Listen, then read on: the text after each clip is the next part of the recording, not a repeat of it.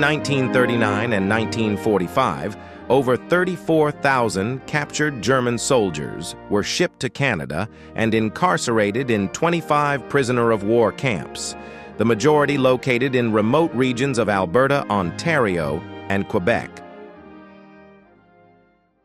At the same time, the Canadian government refused almost all Jewish refugees fleeing persecution in Europe and imprisoned 2,300 Jewish men and boys, some as young as 16, in Canadian POW camps.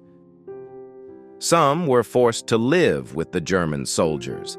Others had only barbed wire separating them. Behind the Wire, painted by Jack Shadbolt at Camp 33 during the war, captures the horrors the Jewish refugees must have experienced. When asked how many Jews Canada should allow, Canada's Director of Immigration at the time, Frederick Charles Blair, said, "None is too many." Of the 464,000 persons of German ancestry living in Canada, 850 males were imprisoned in POW camps. Many were Nazi sympathizers, and hundreds had been accused of spying and subversion. Another 600 POWs of Italian ancestry, less than 0.5% of the population of 112,000, were alleged to be fascists and were also incarcerated in the camps. A disproportionately higher percentage of Japanese Canadians were sent to POW camps than German or Italian Canadians.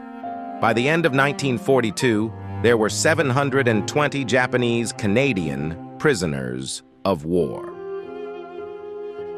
Camp 33 in Petawawa and Camp 101 in Angler, Ontario, were prisons intended for actual prisoners of war.